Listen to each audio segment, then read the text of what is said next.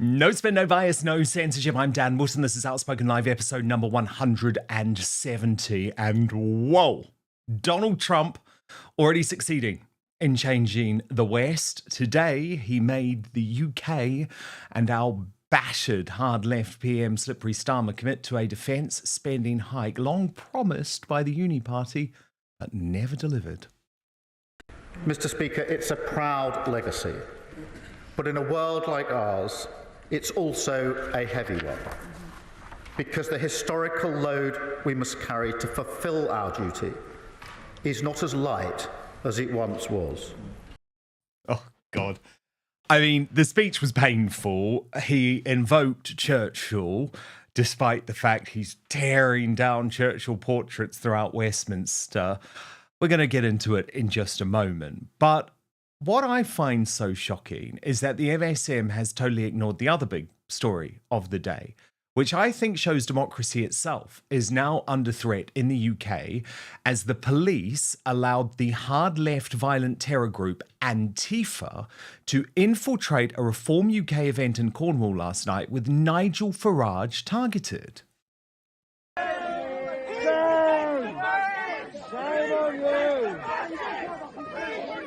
Fascists! Who protects the fascists? Who protects the fascists? Shame on you! I mean, it got worse than that. So in my digest next, I reveal why Farage is right that there is now an obvious crackdown on free speech to try and stop a populist revolt. Vance was right. But that attack on free speech also happened tonight here in Campbell. What you saw outside this hall this evening was an organisation called Antifa. They are hard left communist political actors. I'll also get the verdict from my superstar panel. Joining me today, Reverend Canon Father Phil Cannon and independent journalist Tom Sullivan. Also coming up on the show today. Finally, a member of the House of Lords backs Tommy Robinson, asking the government a host of questions about his immoral and illegal solitary confinement in HMP Woodhill. And Labour's crooked business secretary Jonathan Reynolds apologised for his gross CV swindle as Reform UK threaten a private prosecution against the cabinet minister. Then, in the Uncancelled Aftershow, where we move to Substack, a Hollywood bombshell, as Meghan Markle is axed by the most powerful agent in the world, Ari Emanuel, after yet another diva meltdown. You know Prince Harry's biographer Angela Levin is all across it. www.outspoken.live. But before the end of the show, we're going to reveal today's greatest Britain and Union jackass. Union jackass is chosen by you. So get into the YouTube live chat now. Let me know what you think. I'll read out the best comments at the end of the show. But the three nominations as chosen by the Dan Wootton Outspoken Club members on X. First up, the BBC, nominated by Anna Island 17. And this is because, do you know, they stated that Donald Trump had appointed a podcaster as deputy FBI director. They actually mean Dan Bongino, former Secret Service agent, absolutely incredible man. But this is just the British bashing corporation trying to disparage both of those guys. Nominee 2 from Kate Thompson, Carol Vorderman.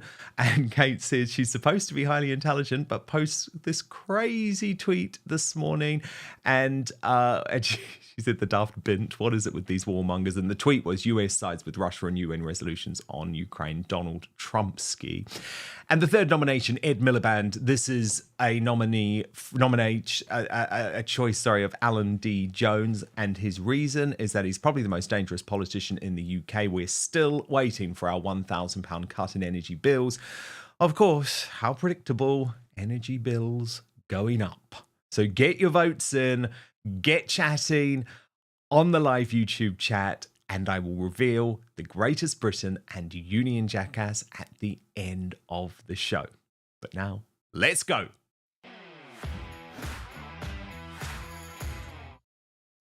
Okay, so just want you to imagine for 1 second that so-called far-right protesters had attempted to block a Labour Party conference from going ahead. So, neo-Nazis attempting to force this democratic political party from hosting its perfectly legal activity. You wouldn't hear the end of it, would you? The MSM would lead on the story for days. The Prime Minister would speak out about the dangerous threat being posed by the far right. The police would make multiple arrests and judges would probably work around the clock to issue ludicrously long sentences. But when it's the hard left attempting to violently threaten Reform UK and its leader, Nigel Farage, who is, can we just remember, by far the most in danger politician in all of Britain, guess what? There is total silence. Mark my words, the hard left is the real danger in the UK, but the MSM just doesn't want you to know it. The fact that the terror organisation Antifa mobilised in Cornwall last night with their agitators all in these masks ahead of the Reform UK conference with virtually no pushback from the police tells you things are about to get a whole load worse. Shame on you! The fascists! Who protects the fascists? Who protects the fascists? Shame on you! Refugees are welcome here! Refugees are welcome here! Refugees are welcome here! Refugees are welcome here! Refugees are welcome here!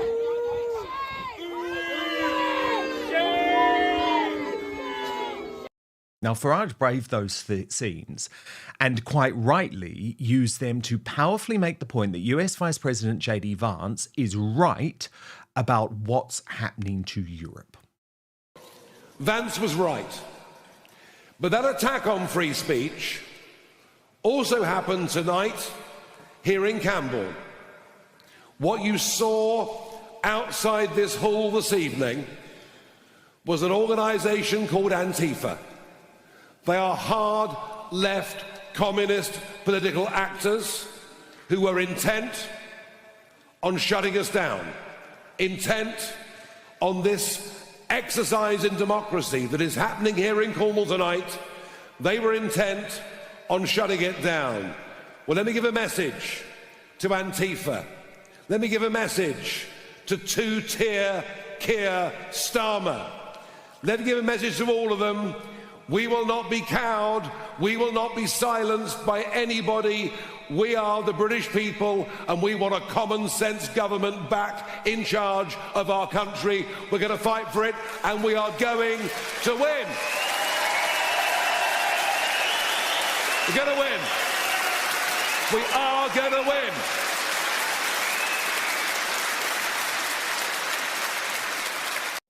And then Farage made a direct threat, quite rightly, to the police. I don't mind people shouting things out at me.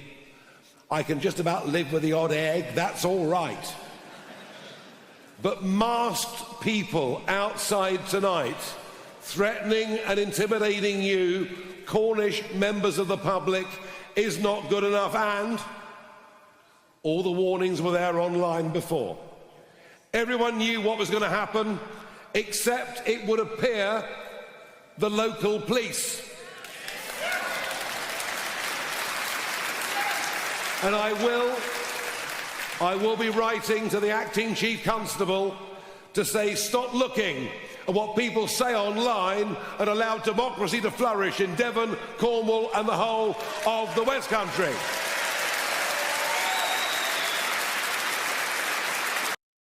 But where was the MSM on this story? Invisible.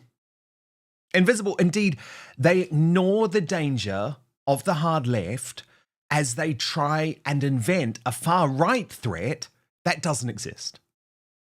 And that's because they're in the pocket of slippery Starmer, who has realised that Nigel Farage will end up replacing him as Prime Minister. If we don't show a path to the future, others will fill that void. In fact, they already are. A dangerous right-wing politics, even here in Scotland, that will say they are the ones who can tilt politics towards the interests of working people, even as their proposals do precisely the opposite. A politics which feeds off the failure of the free market, the failure of public services to reform, and above all, the failure to control borders properly. We have to be ready for this test. Now, in Cornwall, Farage hit back directly at the Prime Minister, revealing he believes Starmer is soon going to start referring to reform as part of the far right. Since the last election, it would appear we're doing really rather well. Which means that the Prime Minister has decided he will open up the attack guns on reform, or perhaps more accurately, on me. He delivered a speech in Scotland just yesterday, saying that we were right-wing. Perish the thought. Didn't call us far right, which rather surprised me, but that will come in time. He said that his way was the way for people to have good, well-paid jobs. But the reality is, there's nothing far right about Reform UK. As regular Outspoken viewers know, my biggest concern at the moment is actually that Farage is tacking too much towards the centre by watering down policies on issues like mass deportations. So I repeat, the danger in the UK is coming from the left. Antifa, yes, and Islamism. But reform won't be bowed. It's capturing the public mood of horror over what's happening to our country. And the thing that's really interesting to me is the party is doing it with a dose of humour too. So in contrast to Farage, very serious last night, watch their chief whip, Lee Anderson, reveal he has received a distressing email that he says he just can't ignore. Hey up, it's me again, just about finishing off here in my office in Westminster. But early on today, during Home Office questions, I asked a question about nuisance neighbours, nuisance tenants. And to be honest, my inbox has been filling up over the past few hours.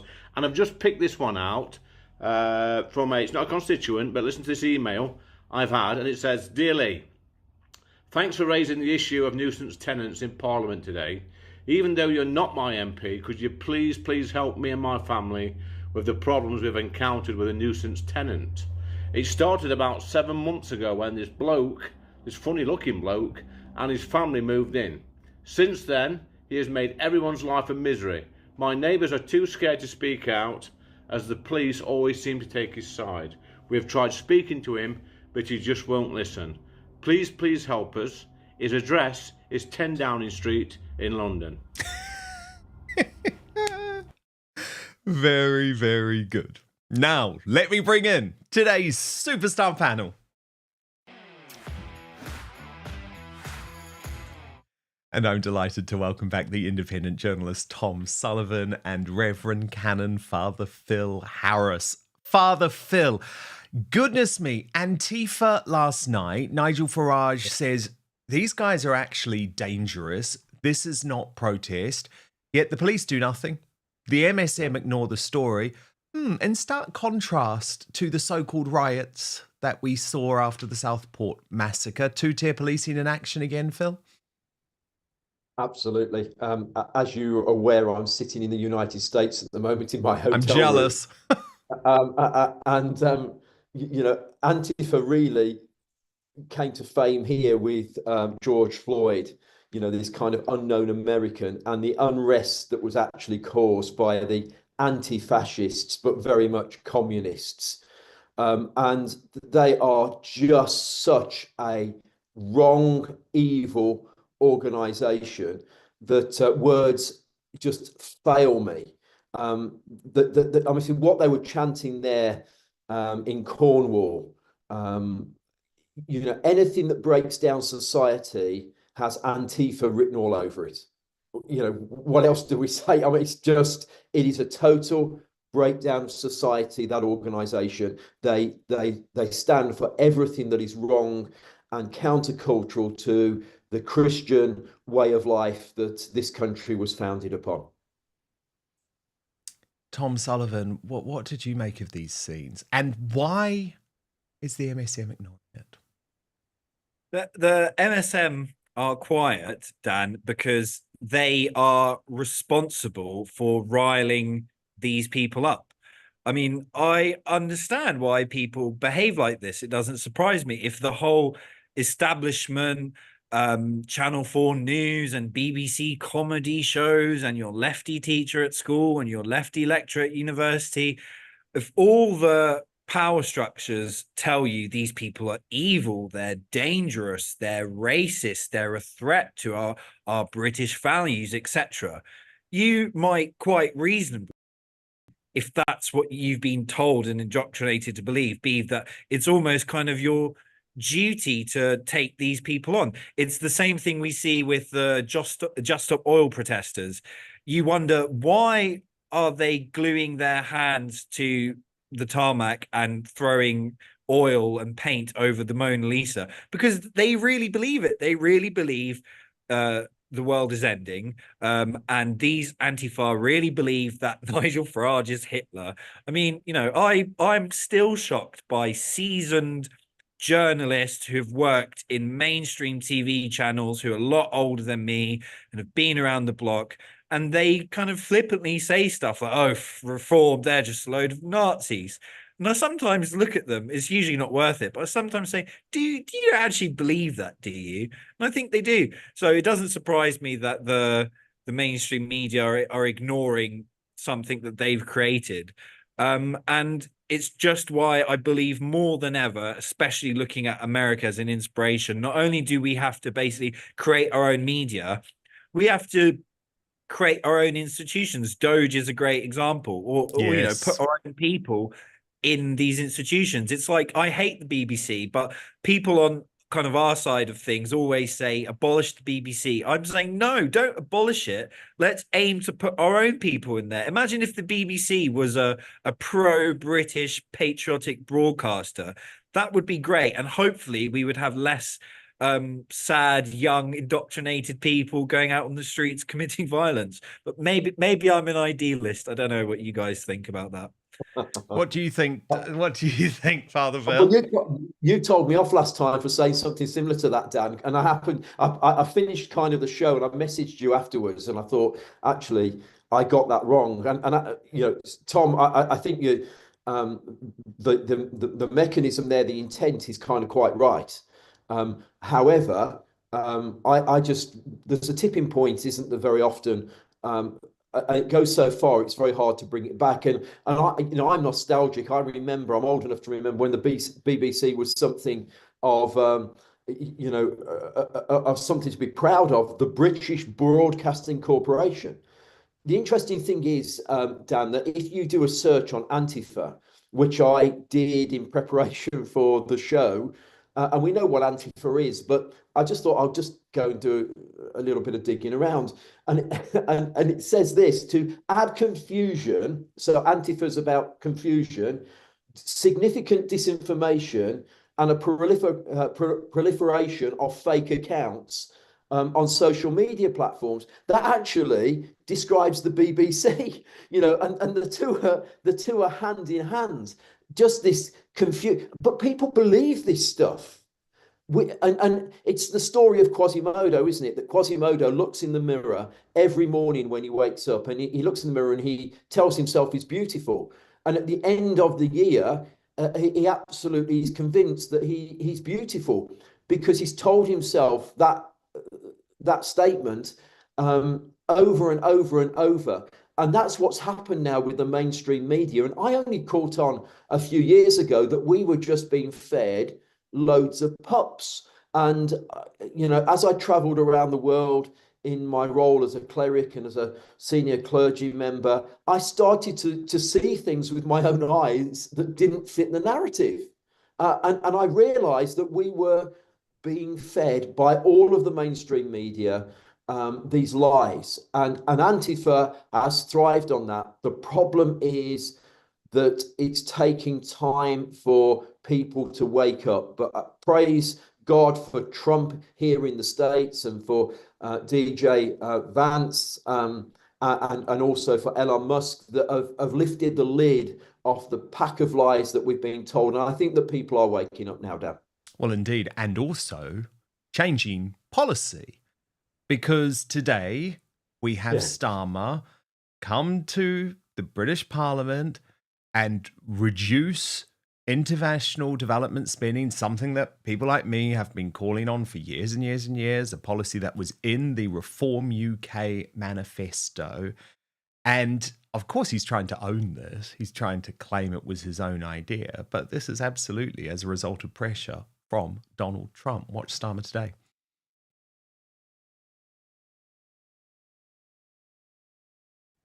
Mr. Speaker, it's a proud legacy. But in a world like ours, it's also a heavy one. Because the historical load we must carry to fulfill our duty is not as light as it once was. We must bend our backs across this House because these times demand a united Britain. And we must deploy all of our resources to achieve security. Mr. Speaker, as a young man, I vividly remember the Berlin Wall coming down. It felt as if we were casting off the shackles of history, a continent united by freedom and democracy. If you had told me then that in my lifetime we would see Russian tanks rolling into European cities again, I would not have believed you. Now, of course, he invoked Winston Churchill earlier in that speech to Parliament, which I found completely ironic, given that just today, the Daily Telegraph has reported that portraits of Winston Churchill have been removed from Parliament, specifically after Labour's election win. So how ironic that he's attempting to use Churchill's legacy to turn him into some type of wartime leader. Let's just be honest about what's going on here, Father Phil. He had to go to Washington, D.C. on Thursday with something to offer the new president. He did. Can I just go back to that speech before I head there? Please. Because the thing that's very ironic is he talks about remembering when the Berlin Wall came down, and that was the end of communism in East Germany. But what he's creating here is communism in Great Britain. And I'm just kind of going, the irony that he uses that reference. Something else just to throw in, though, is he's got to go to Trump and give him something. But we're talking about defense spending going from 2.3% to 2.5%. Let me put that into context. In 1960, 18 months before the Cuban Missile Crisis, defense spending was just under 8%. Now, for us to get back to levels that cause us to be able to defend our country, we need another 140 billion. So, you know, yes, it's token, and I think it was. I read earlier today. I think it was Andrew Neil who put, President Trump is not interested in decimal points. And I think it's going to be very interesting to see what happens on Thursday when he arrives, this side of the pond. It's just ridiculous. And then to actually, throw Winston Churchill under the bus, but it's just not Churchill, is it? It's the Duke of Wellington as well. Who's the second, most popular leader that we have, but we've also actually thrown out William Wilberforce as well. So there's all these people that were, renowned historic figures for this nation that this communist government just wants to get rid of, and I just found it utterly and utterly astounding. And then when you actually look at the figures, Tom Sullivan, it looks like Starmer has swindled them anyway. So as Nigel Farage pointed out on X, retweeting this post from Politics UK, which said Keir Starmer clarifies that intelligence and security service spending will now be included in the defence budget. Farage says so the PM is in fact not increasing defence spending. There's loads of stuff like that. I was speaking a few weeks ago to a military analyst who said a lot of the defence spending is like pensions for retired people and things like that. I mean, the big picture, the helicopter view, is that Starmer is coming into contact with the reality of Britain's situation. So because we are not an independent power, so to speak, he kind of has no choice but to fall in line with Trump, who in any case is correct, so is the right thing to do. The smart move would be to just fall in line with Trump and be on the front foot of this new world, which we are going into. People like Keir Starmer, like the Tory party, their ideology and their worldview is stuck in the past, basically. And they care more about what people in the EU and Brussels think of them than the genuine defense requirements and security interests of this country. Don't want to go into a whole Ukraine debate. It's disgusting. We can argue about why it started and percentages of blame on which side. But, you know, the reality is there are three superpowers in the world. You have Russia, you have China, you have America. And Nixon understood that in the Cold War, he wanted China on his side because that helps him against Russia. We don't have the Soviet Union anymore. People like Keir Starmer and Joe Biden and Ursula von der Leyen forget that we don't have the Soviet Union. We haven't had it for 30 years. But what we do have is the communist threat from China. So it's a no-brainer to bring Russia with all its land and all its resources and all its cheap energy not into NATO and into the EU, but into the fold. And the only way you can do that is by talking. I'm sure a lot of people in the comments now will be violently disagreeing with me, but that's fine. That's why I like to speak on Damn Wit and Outspoken.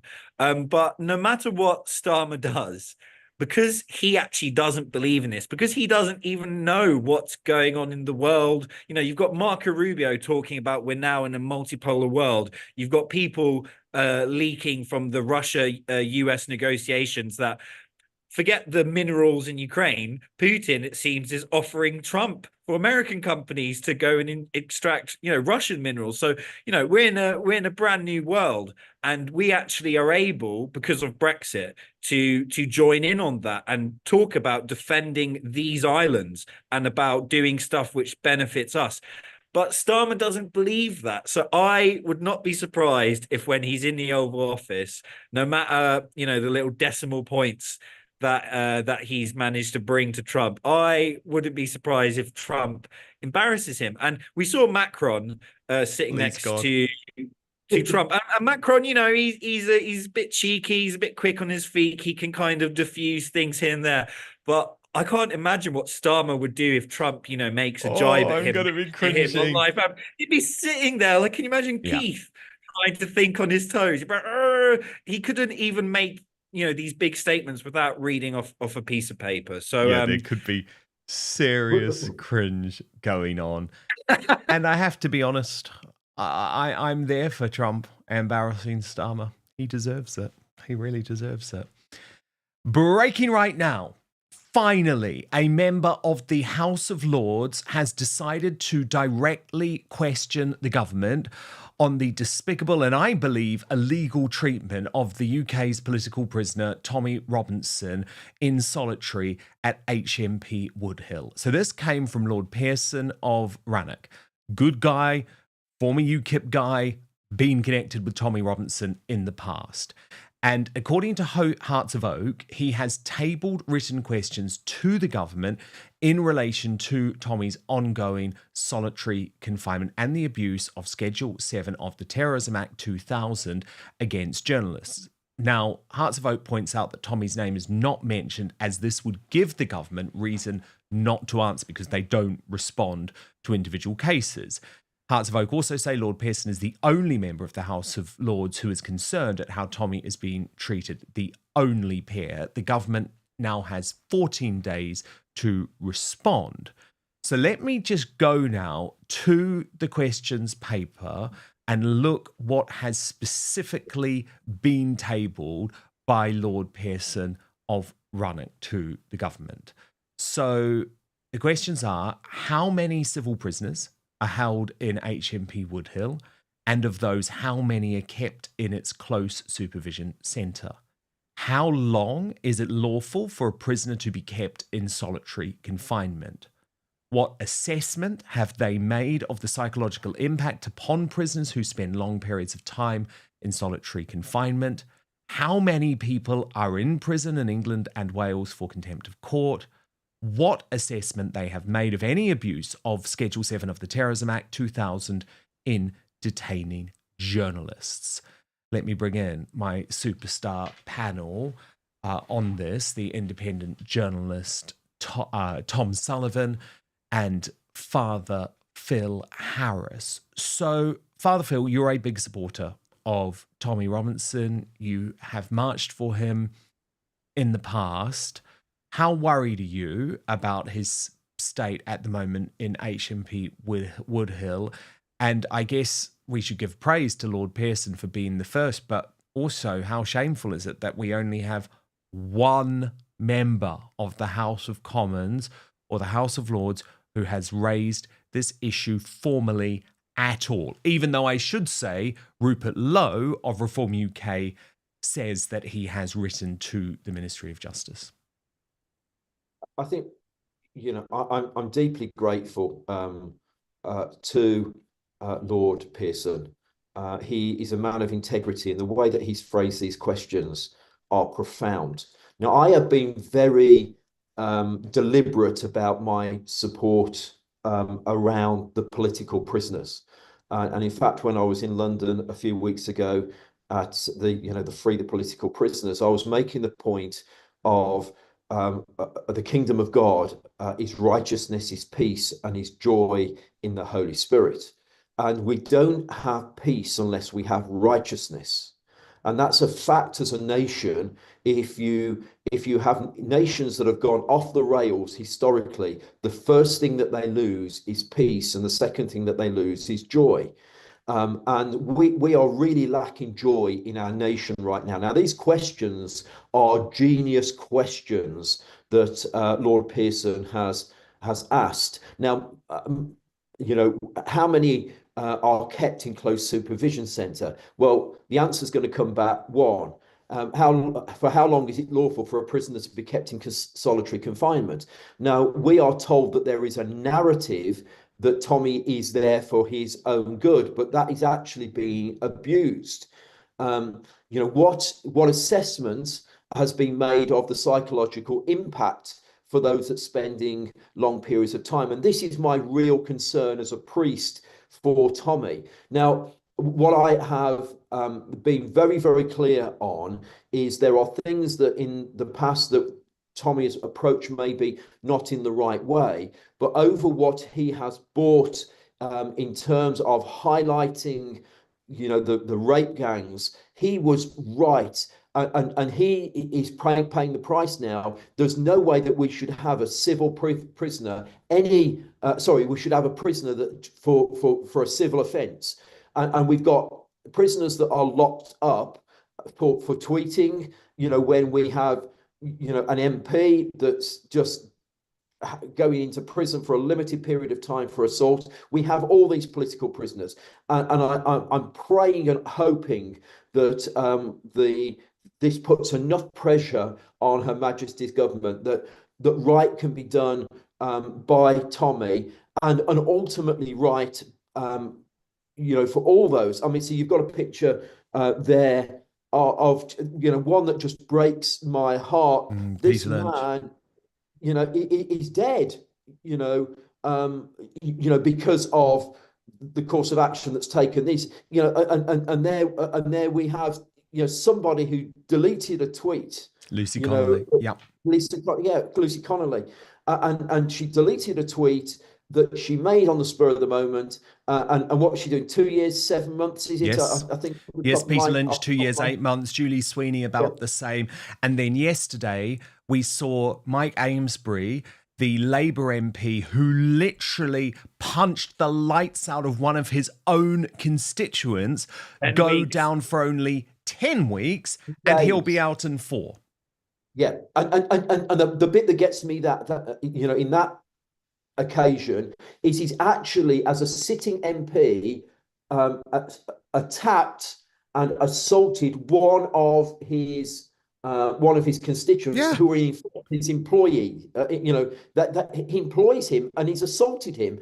And this is just morally wrong. The kingdom of God is righteousness, and we have no righteousness. We just have dishonesty. And I fear for Tommy, and as a priest, I'm very guarded around what I say, because I minister as a priest, and there's certain things that I can't say. But we've got to fix these political prisoners. It's wrong. It is utterly. I'm trying to think of adjectives that are strong enough. Well, it's inhumane, isn't it? It's inhumane, and it's not something that should happen in our society to an independent journalist. And Tom Sullivan, this is what Tommy Robinson's team have posted today, because it's a significant day. They say Tommy Robinson has now spent 120 days in solitary confinement, legal limit being 15 days, visits banned repeatedly, calls monitored and blocked, food taken, and then the reminder that actually should shame our leaders for showing a film and standing by its content, releasing it for you to decide, not a corrupt judiciary. Tom? Yeah. I mean, I personally don't share Tommy Robinson's brand of politics. I take more of a kind of Farage view on that. And the reason I say that is to not knock him at all. It's because of my next point, which is, regardless of me not seeing eye to eye on some of the language he uses or the way that he looks at certain issues, I don't care, because he is a political prisoner. It's obvious. So this is their narrative, Dan. He's been kept in solitary confinement for his own safety, because our prisons are in such a state that unless he's in a cell in 4 walls for 23 out of 24 hours a day, our prison system isn't able to guarantee his life, right? But then why is he being kept in a prison which is home to some of the most dangerous criminals in the whole world? Why is he for contempt of court? So their narrative has so many holes. It's a Swiss cheese narrative. And he's very obviously a political prisoner. Even worse, I would argue, are those examples that we just discussed just a few minutes ago. And I can only guess and infer that they want people to be scared. They want people to not talk about these issues. And I will always defend Tommy Robinson. And my caveat is not to disassociate myself with him, because I don't believe in all the left's horrible, crime by association. It's to say that you don't have to support his brand of politics and go on these rallies and see 100% and agree with every statement he's ever made to acknowledge he's being treated like a political prisoner. So it's disgusting. Yes. Dan, Tom, you see, Tom here is right. I get accused, and I've got countless DMs and text messages that are saying you shouldn't be supporting, as a priest, Tommy Robinson. And people are missing the point. Tommy's smack on. You don't have to agree with everything about a person or their viewpoint for you to actually say what that person is being subject to is wrong. And that's exactly the case. Totally. It is wrong. Totally. Yeah, and this is where all of our media class get it wrong. All of the elite class get it so wrong. It's like, what has happened to our belief in freedom, our belief in the rule of law, our belief in what's right. And it's something where at the moment, Americans and specifically American conservatives are putting us to shame because they would never allow someone who they disagree with to be locked up for a piece of journalism. We know that the left absolutely would. Look at how they've conducted the lawfare against Team Trump. Seen folk like Steve Bannon locked up, but it's not what conservatives believe in. We fight for the right for people to speak out, even if we don't believe in them. By the way, for people who keep saying Tommy Robinson is irresponsible as well, look at this latest post. Do not, under any circumstances, protest at Woodhill prison. Tommy Robinson is being politically persecuted, meaning his treatment is being orchestrated from higher up. Any protest at the facility holding him would be counterproductive. And Liam Tufts, his close friend, also repeating that. So this idea, Father Phil, that he's somehow constantly wanting to cause unrest on the streets simply isn't true. Well, I'm going to share something that people are not aware now, and I don't think that there's a handful of people up until now that know what I'm about to say, because I think it's important. When I first spoke in Unite the Nation, yes, I was approached to actually speak, and I had a real problem because there was enough going on around me at the time, as there still is. And I actually said, look, I can't be seen to be endorsing Tommy, but I absolutely agree with what Tommy is saying. And Tommy actually said, look, I won't. Now he got arrested the day before, if you remember, but he said, I won't introduce you. If that causes a problem, I won't introduce you. I'm not a narcissist. I'm actually, I want the right thing to be done. He said, but one thing, would you bless as a priest those gathered at the end of the day?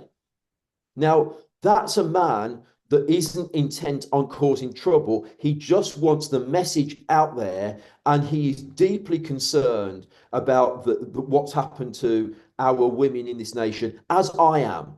And so these narratives that Tommy is trying to cause unrest, no, what he's trying to do is hold people to account who have behaved abominably, and the evil that's been, that people have been subject to. He wants that coming into the light, and light is the best disinfectant. And you and I, Dan, have said that many times in the past. Big time. Absolutely. And look, it doesn't matter if you disagree with a journalist's independent work.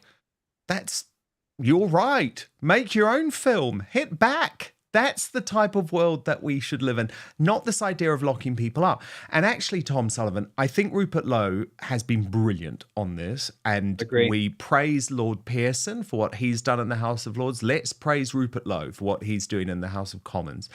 And overnight, he has also posted on X, if it were up to me, I'd release those currently in prison for stupid social media posts and use those cells to lock up the paedophiles who have avoided a prison sentence.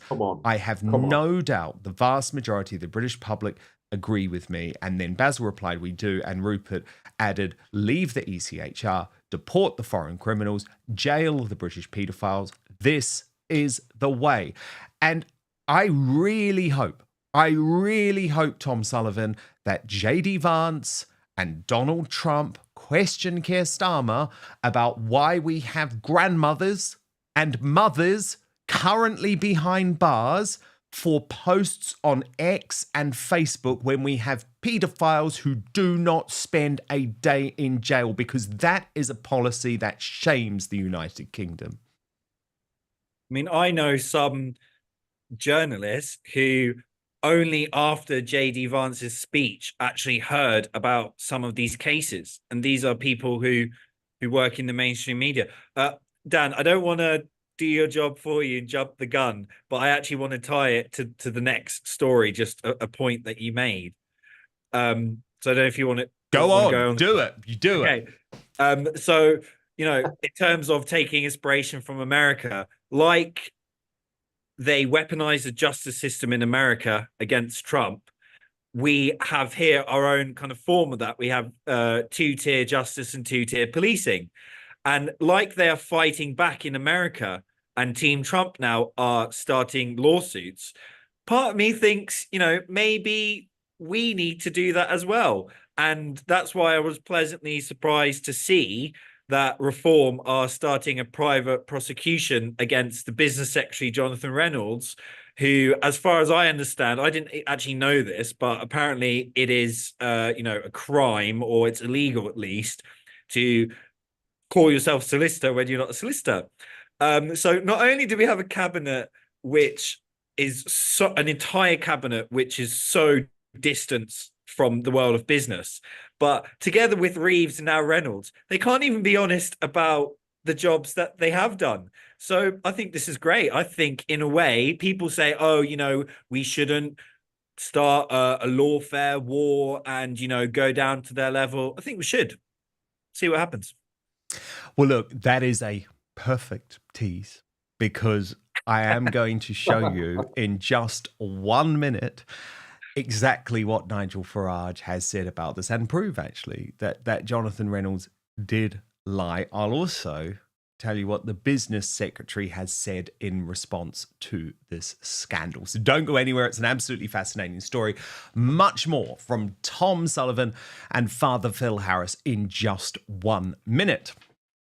But first, the reason you're watching this show is because you know that these days it's almost impossible to trust the mainstream media or the so-called fact checkers who claim to patrol social media.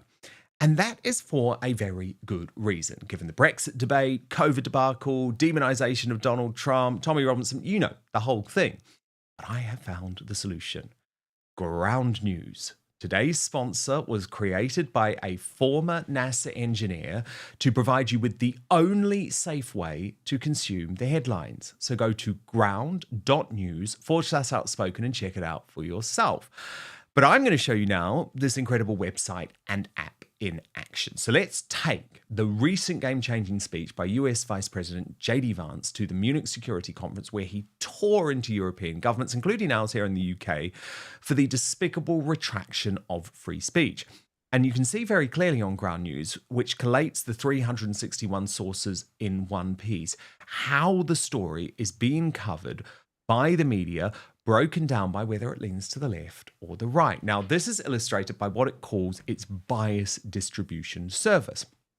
Then if you scroll down, you can see every article about the topic broken down by the political position and ownership of the publication. It's so fascinating when you do this, because it shows quite clearly that Newsmax and GB News, considered to be on the right, gave fair and accurate coverage, focusing on how finally J.D. Vance had the guts to point out uncomfortable truths to European leaders. By stark contrast, though, the left-wing HuffPost claimed the speech left all of Europe aghast. It didn't. I promise you it didn't, HuffPost. I was like cheering it on. While the Independent decided to miss the lead altogether to focus on Vance's joke about Elon Musk, which they claimed bombed. What's more, Ground News actually gets to know you personally. So it provides you with the news stories you're interested in, but also analyzes your own biases. My favorite feature is that it comes up with blind spots, potential blind spots you might not be hearing about in the news because of the corruption of the MSM. Now, look, I know you love the news, but you don't trust the legacy media. That is why you're here. So Ground News gives you the tools to understand the truth about what is going on in the world. It is the only way I read the news now. It allows you to see through media bias and manipulative narratives, no more relying on the MSM to define the truth for you. So go to ground.news/outspoken to check it out. Here's the good news. You can subscribe through my link for 40% off the Vantage plan, which is what I use for unlimited access. Ground News is subscriber funded. Supporting it also supports my work. And for less than a Netflix subscription, you can get all of the world's news in one place and think for yourself. It has been a game changer for a total news junkie like myself. So that is ground.news/outspoken. But now, back to the show. Breaking right now, Nigel Farage has threatened to take a private prosecution against a Labour cabinet minister who has swindled his CV. And can I just say, what is it about this cabinet? Do none of them tell the truth?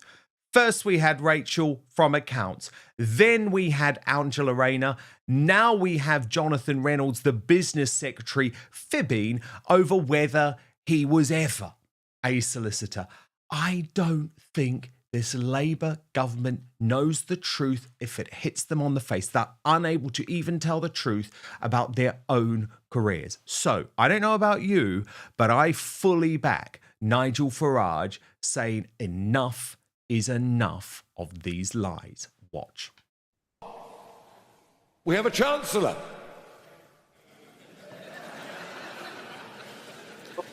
Dubbed by our comic, our northern professional comic, who's given it up to become an MP, Lee Anderson, who dubbed her Rachel from accounts, who tells us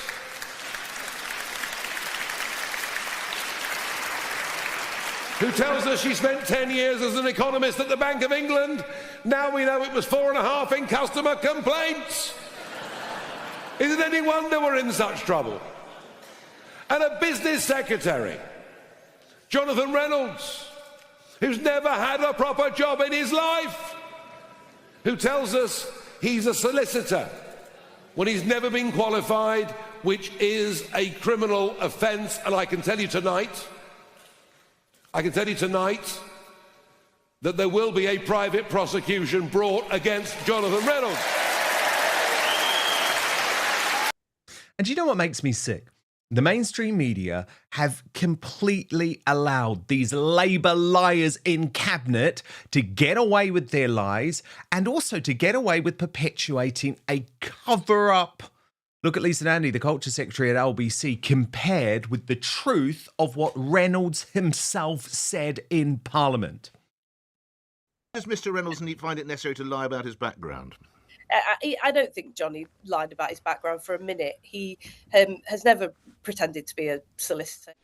Before the last election, I worked as a solicitor in Manchester city centre, and I would travel in to Manchester every day for what is now my constituency. I mean, it could not be any clearer. If this were a Conservative minister, if this were a Reform UK MP, it would be leading the news. Yet again, we have double standards. There's Jonathan Reynolds, by the way, on a work trip in India, where he's taken along The Guardian and the Daily Mail to apologise for his sins. But let me tell you what he said, because personally, I think this is one of those non-apologies apologies. So first he told The Guardian about his lies. I apologise for that, but again, I don't think anyone would have interpreted that in any way that I was misrepresenting myself professionally. And I just want to be absolutely clear, for a speech, I think a tweet or maybe a Facebook post over a decade ago, I don't think it's a huge deal, but I should apologise for that if anyone has misunderstood that, but I don't think they have. What a ridiculous non-apology.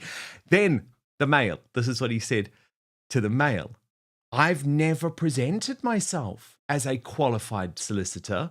I have made repeated references to being a trainee solicitor in government releases on social media covered very extensively in the legal press. I mean, what? I literally just showed the video of him in Parliament lying through his teeth. Jonathan Reynolds, you are a CV swindler. Rachel from accounts, you are a CV swindler. Angela Rayner, the Deputy Prime Minister, you are a CV swindler. All three of you should resign, as should Lisa Nandy, for lying on your behalf. This is a cover-up. It's despicable that the mainstream media are letting these fools, these absolute fools, get away with it. Let me bring in my superstar panel, the independent journalist Tom Sullivan and Father Phil Harris. Father Phil, as a man of God, lying is a real sin, is it not, if you are elected to tell the truth and to be honest? What else are they lying about if they can't even tell the truth about their own career histories?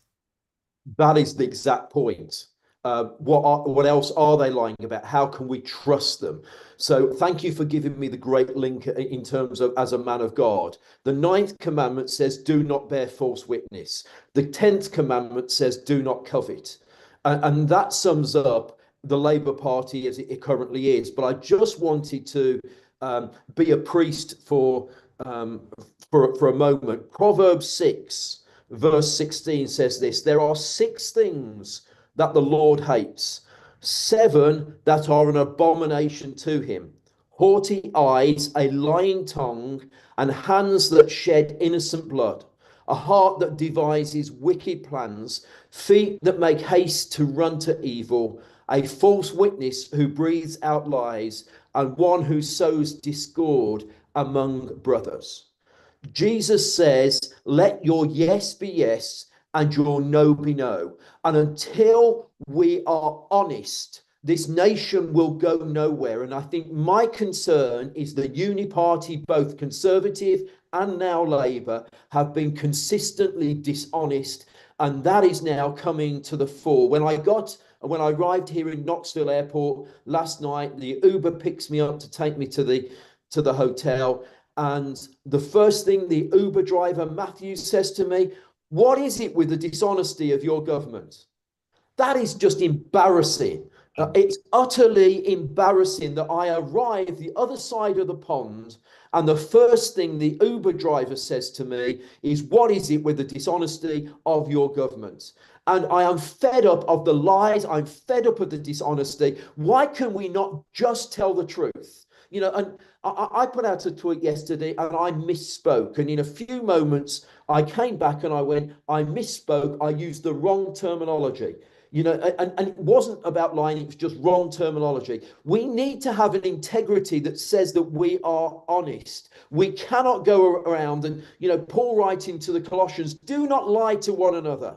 And here we are, you know, just lies. They just every single day we see further lies coming into the, you know, out into the public square, and the mainstream media that always held to account does that no more. And God help us, we have to have integrity, we have to have truth, and if we don't, this nation will go to perdition in a basket. Hear, hear. Hear, hear.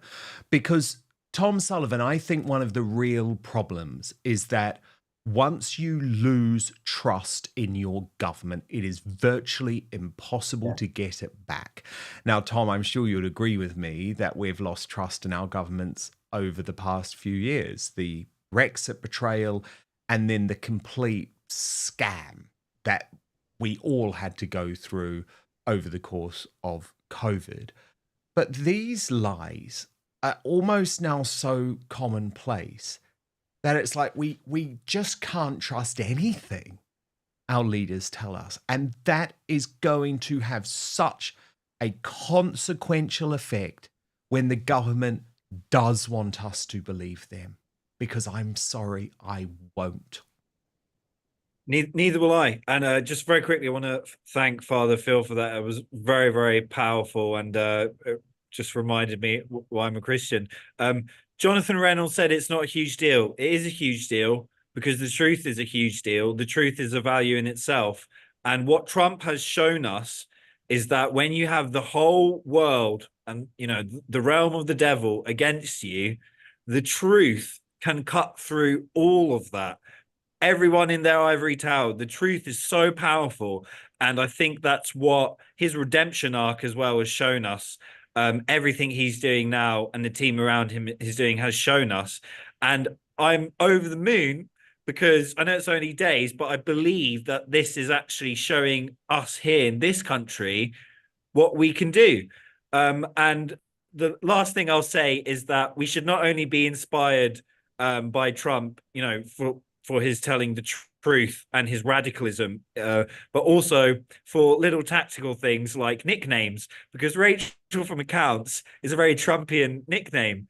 And as I say, I think we need more of that in our politics. Well, yes, and because you know, it's something I've done right from the start of my time on GB News and Talk, and apparently they're not allowed to do that anymore. They're not allowed on GB News to say Rachel from accounts or slippery Starmer, and it's like, no, this is important because why should we treat these people with respect if they're not treating us with respect? Exactly. So that's why I don't say Sir Keir Starmer and Sir Sadiq Khan. I don't believe they deserve it, Tom. I'm sorry, I don't.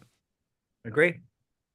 Dan, could I just come in with one quick thing? Please. Okay, so Jesus says, and it goes back to where you started this segment. Jesus says, one who is faithful in very little is also faithful in much. And one who is dishonest in a very little is also dishonest in much. And those are the words of our Saviour and our Lord as a Christian country.